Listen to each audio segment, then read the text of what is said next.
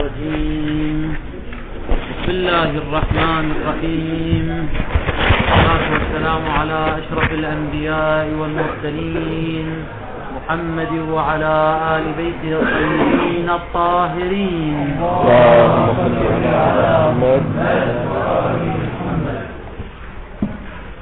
كان كلامنا في بيان الوجه الرابع للقول بالأعم، وكان مفاده قياس ألفاظ العبادات على أسماء المعاجين والمركبات العرفية، حيث إن العطار أو الصانع الذي يصنع المركب المتكون من أجزاء يجعل اللفظ لذلك المركب، ولكن بعد ذلك العرف يتسامحون في إطلاق الاسم على الفاقد لبعض الأجزاء،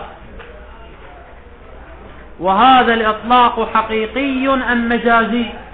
وهذا إطلاق حقيقي، إما على الحقيقة الادعائية أو ما يسمى بالمجاز السكاكي، بافتراض أن المركب الناقص هو فرد من أفراد المركب الكامل، وإما لا من باب الاستعمال الاسم الموضوع للكامل في الناقص مرة أو مرتين، فيحصل التسامح العرفي والوضع التعيني لللفظ لذلك المركب الناقص. ومنشأ هذا التسامح هو المشابهة في الصورة أو الاشتراك في الأثار. فهكذا ألفاظ العبادات، لفظ الصلاة موضوع للصلاة التي هي المركب التام، ولكنها تطلق على المركب الناقص، إما من باب الحقيقة الادعائية وإما من باب الوضع التعيني، إما للمشابهة في الشكل لأن الصلاة التي تنقصها السورة تشبه الصلاة الكاملة، وإما للمشاركة في الأثر، فلأن الصلاة الناقصة السورة نسيانا مثلا صحيحة، كما أن الصلاة التامة صحيحة. والنتيجة النهائية للوجه الرابع هي إن ألفاظ العبادات موضوعة للأعم من الصحيح والفاسد.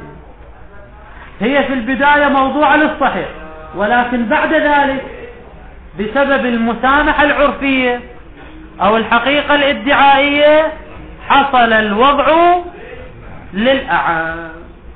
هذا ما تقدم في الدرس السابق.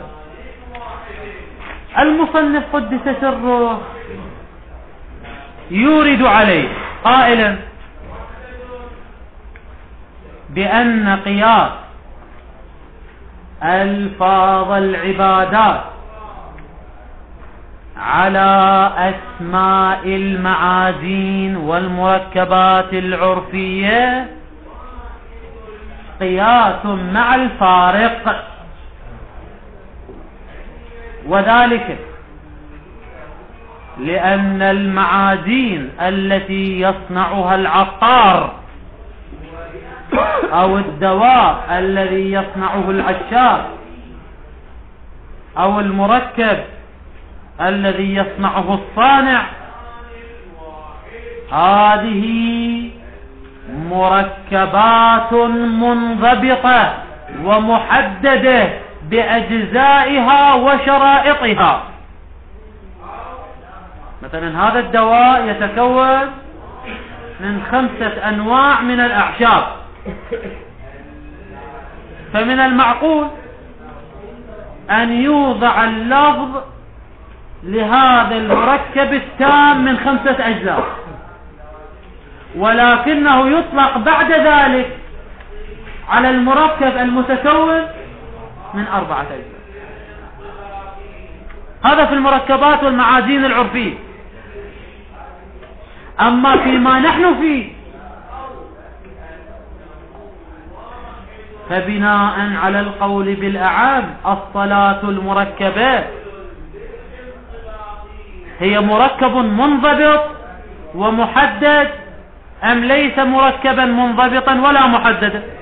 الجواب ليس مركبا لا منضبط ولا محدد، بل هي أمر نسبي.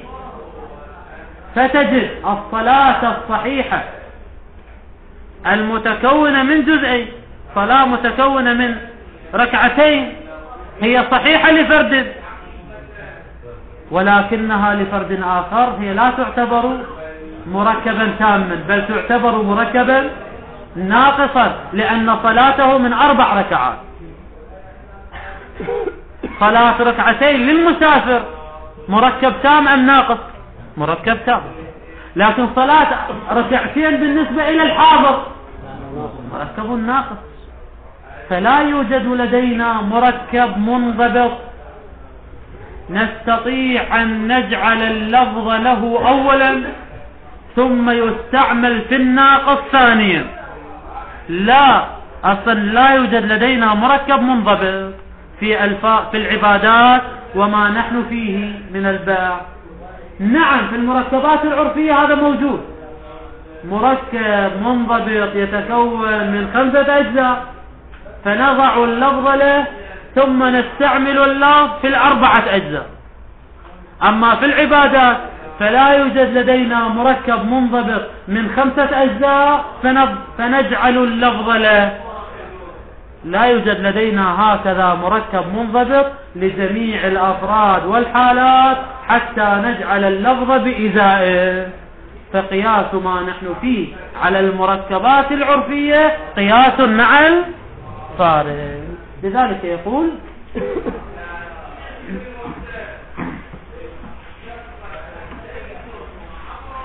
وفيه إنما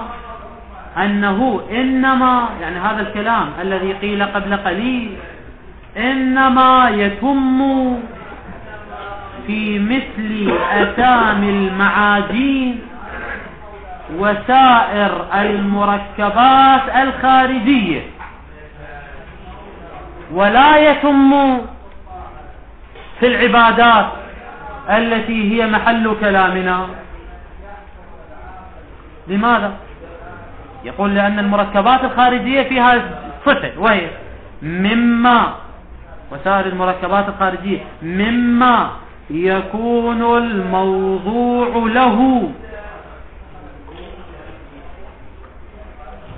له فيها. وين فيها؟ في تلك المركبات الخارجية. لا تتفضلون، هنا اكو مجال، يعني هنا اكو مجال. مما يكون الموضوع له، الموضوع له يعني المعنى الذي وضع له اللفظ. فيها يعني في تلك المركبات والمعادين الخارجية ابتداء، الموضوع له ابتداء هو مركبا خاصا. يعني شنو مركبا خاصا؟ يعني منضبط الأجزاء والشرائط، ويجعل اللفظ له ثم يستعمل في الناقص. ولا يكاد يتم ذلك في مثل العبادات.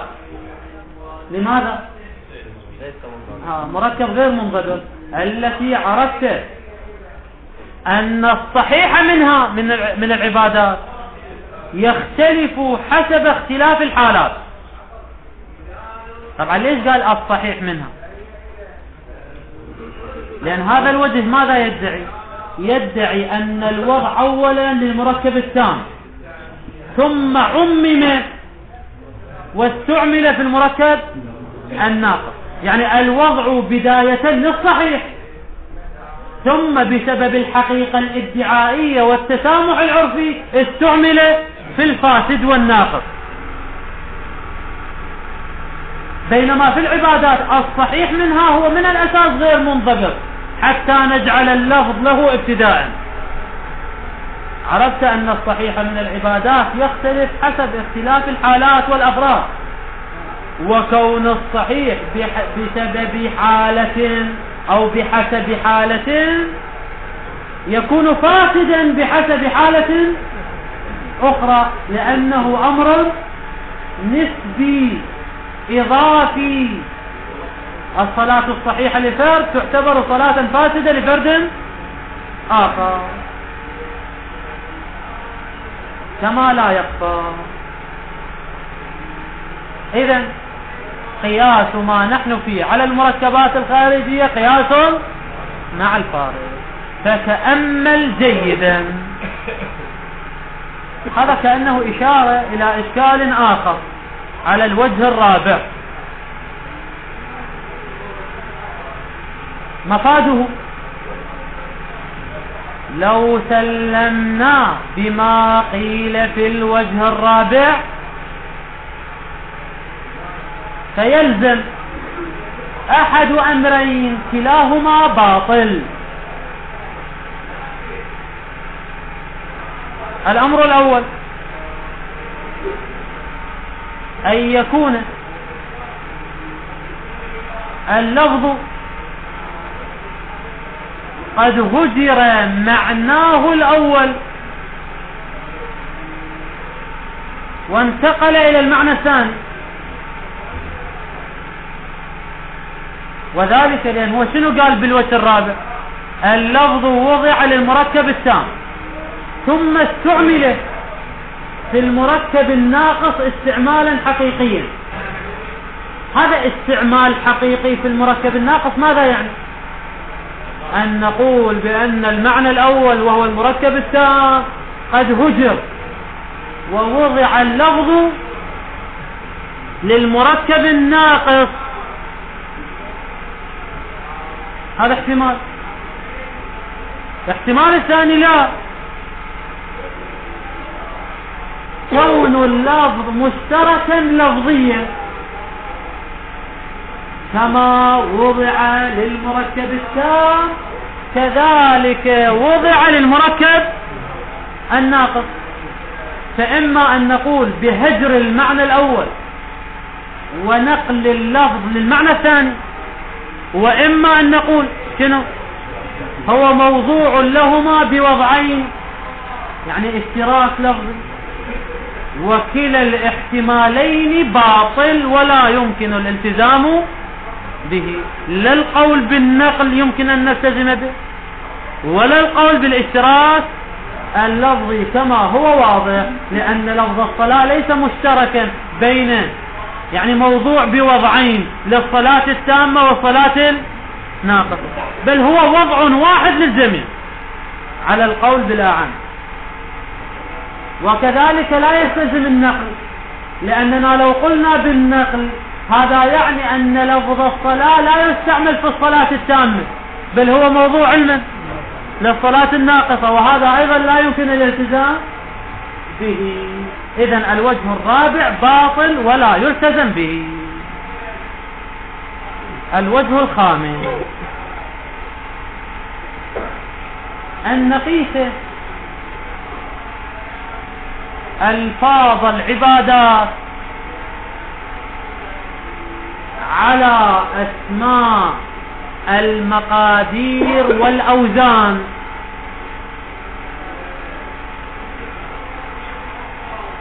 المقادير مثلا المتر أو الفرسخ أو الكيلومتر وهكذا. الأوزان كالكيلوغرام أو الطن أو الحقة أو غير ذلك. فنقيس ألفاظ العبادات على أسماء الأوزان كالكيلو والطن، وأسماء المقادير كالمتر والكيلومتر وغير ذلك والفرسخ. توضيح ذلك إذا لاحظنا أسماء المقادير كالمتر، فإن الواضع تصور هذا المقدار الذي هو يتكون من 100 سنتيمتر، ثم وضع له هذا اللفظ وهو لفظ المتر بإحدى طريقتين. الطريقة الأولى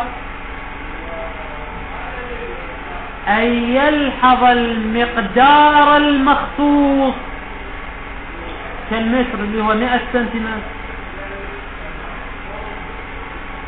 ويضع اللفظ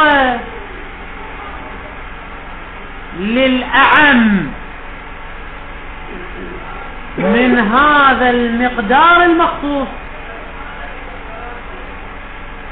أو الزيادة أو النقيصة. يعني يجعل لفظ المتر علما، لفظ المتر علما يجعله ليس لل100 سنتيمتر بخصوصه، لا، للأعم من الزائد والناقص. 100 سنتيمتر 100 سنتيمتر مع زيادة أو 100 سنتيمتر مع نقيصة. فإذا استعمل لفظ المتر في الزيادة أو استعمل المتر في النقيصة عن 100 سنتيمتر، فهذا استعمال حقيقي وليس استعمالا مجازيا، لأن الواضع وضع اللفظ للأعم من المقدار المنضبط والزائد عليه والناقص عنه، فيكون استعمال اللفظ في الناقص استعمالا حقيقيا. لماذا هو استعمال حقيقي؟ لأنه موضوع له من البداية. الطريقة الثانية أن يلحظ الواضع هذا المقدار وهو المتر، ويضع اللفظ لمعناه المنضبط. يعني يضع اللفظ لل100 سنتيمتر فقط وفقط دون زيادة أو نقيصة. ولكن العرف بعد ذلك استعمل اللفظ في الزائد أو في الناقص. يعني العرف مثلا في 90 سنتيمتر تسميه متر، وكثر الاستعمال. أي استعمال؟ استعمال اللفظ في الناقص أو استعمال اللفظ في الزائد، بحيث حصل الوضع التعيني.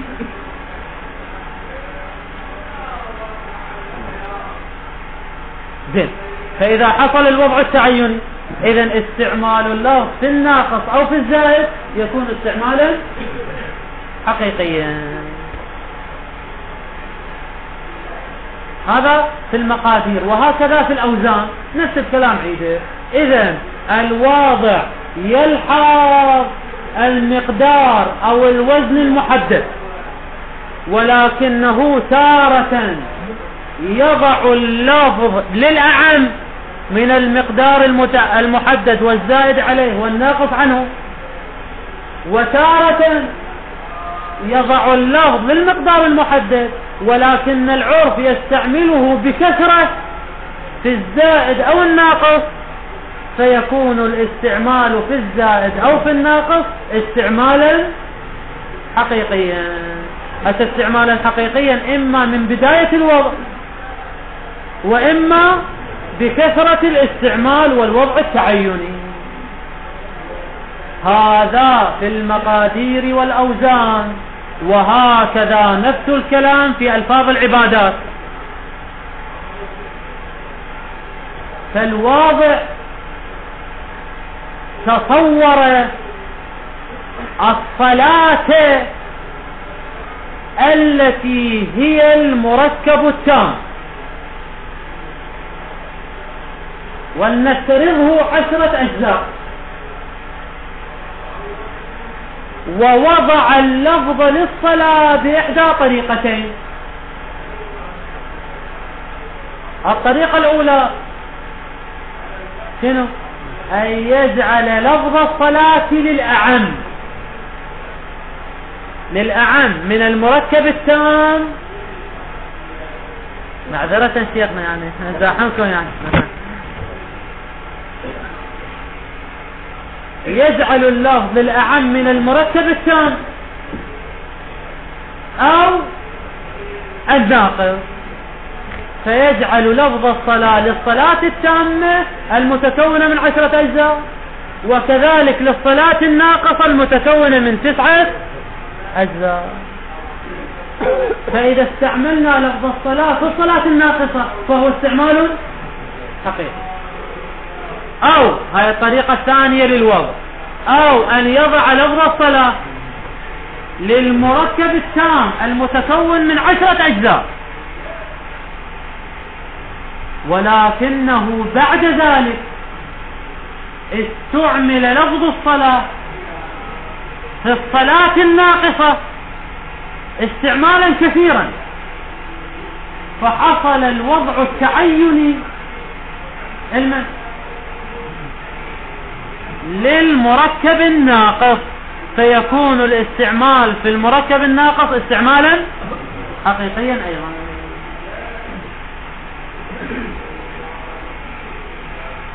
أيضا. إذن النتيجة، إذن ألفاظ العبادات موضوعة لخصوص الصحيح أم موضوعة للأعم؟ موضوعة للأعم، لكن إما ابتداء هي موضوعة للأعم، وإما شنو؟ هي موضوعة للصحيح، ولكن بسبب كثرة الاستعمال صارت موضوعة للأعم من التام ومن الناقص. هذا هو الوجه الخامس. خلينا نقرأ هذا الخامس فقط. أن يكون حالها، يعني حال ألفاظ العبادات، حال أسامي المقادير والأوزان. طبعا المقادير مثل من المقادير؟ مثل المتر والكيلومتر وغير ذلك. والأوزان مثل الكيلوغرام أو الحقة أو العوقية وغير ذلك.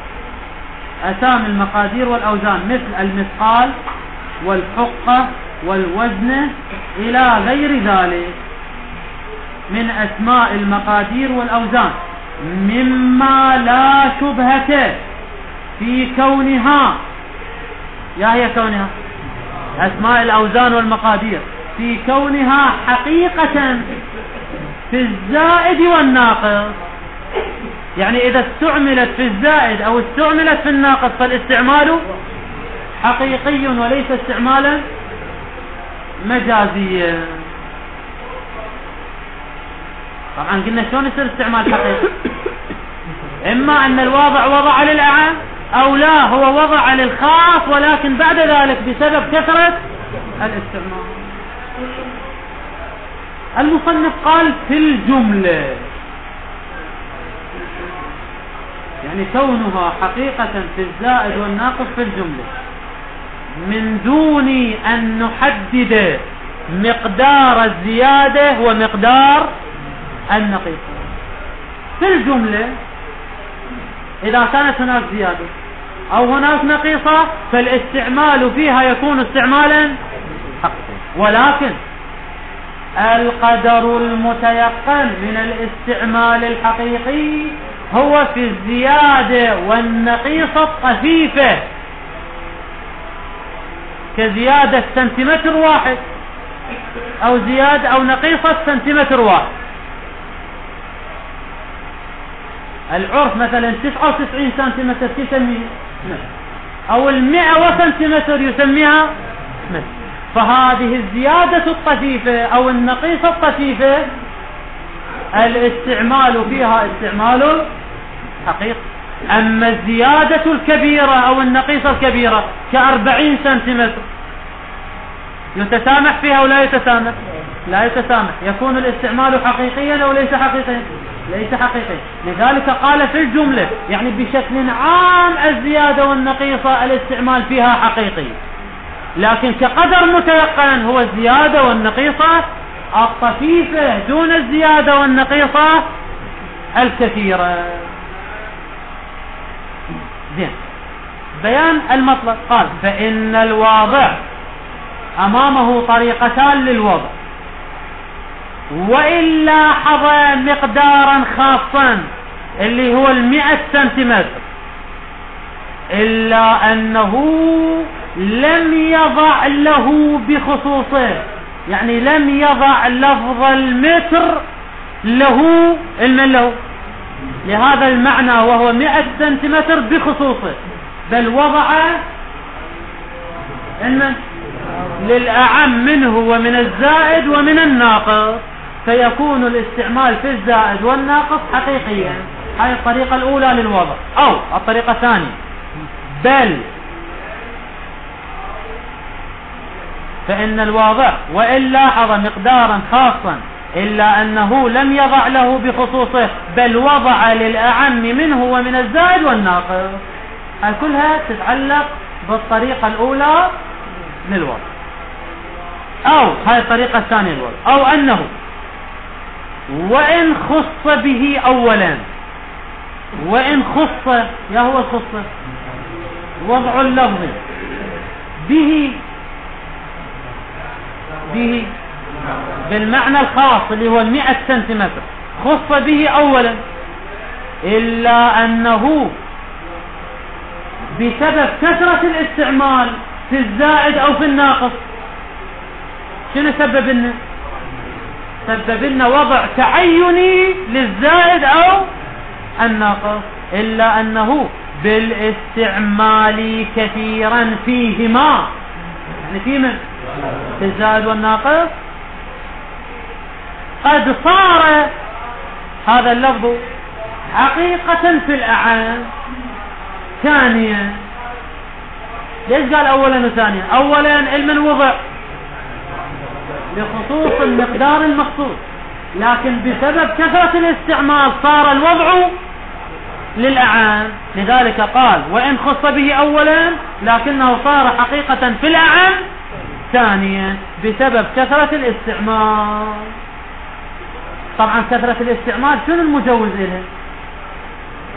يقول بعناية أنهما منه، أنهما يعني الزيادة والنقيصة منه، يعني من هذا المقدار المخصوص. العرف يرى أن الزيادة القليلة على المتر أو النقيصة القليلة على المتر هي من المتر وليست شيئا أجنبيا، هي منه، لذلك يستعمل اللفظ في الزائد أو الناقص، لأن الزيادة والنقيصة هي من المقدار المخصوص. لذلك هو خلاها بين شارحتين، يعني لبيان علة الاستعمال. هو ايش قال؟ إلا أنه بالاستعمال كثيرا فيهما، يعني في الزائد والناقص. لماذا يستعمل في الزائد والناقص؟ بعناية أن الزيادة والنقيصة منه، يعني من المقدار المخصوص وهو المتر،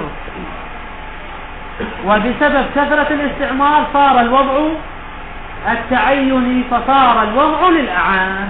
لكن على كلتا الطريقتين اللي هي الطريقة الوضع للأعم ابتداء، أو لا الوضع للأول الخاص ابتداء والوضع للأعم ثانيا، على كلا الفرضين الاستعمال في الزائد والناقص يكون استعمالا حقيقيا. وفيه نفس الجواب اللي ذكرناه عن الوجه الرابع، إن الوضع بهذه الطريقة وتصور معنى خاص ثم بعد المعنى الخاص نضع للأعام أو يكثر استعماله في الأعام، هذا صحيح في المركبات الخارجية في الأوزان والمقادير، وليس صحيحا في العبادات. يعني قياس العبادات على الأوزان والمقادير قياس مع لماذا؟ لأنه في الأوزان والمقادير يوجد معنى منضبط، اللي هو مثلا المتر قد 100 سنتيمتر، أو الكيلوغرام 1000 غرام. هذه مقادير منضبطة، فيحصل الوضع للمقدار المنضبط، ثم بعد ذلك يستعمل كثيرا في الزائد أو الناقص. لكن في البداية لا بد أن يوجد مقدار منضبط، وهذا ليس موجودا في العبادات لأنها مركبات غير منضبطة، فإنها مركبات نسبية، الصحيح منها لفرد قد يكون باطلا لفرد آخر، كما بينا قبل قليل. قال: وفيه أن الصحيح كما عرفت في الوجه السابق، يعني في الرد على الوجه الرابع، أن الصحيح يختلف زيادة ونقيصة. يعني هو أمر منضبط أو ليس منضبطا؟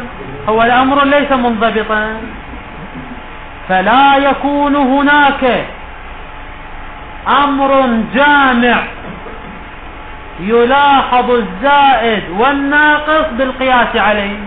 اسم الموصول هنا بمعنى الأمر المنضبط، الأمر الجامع.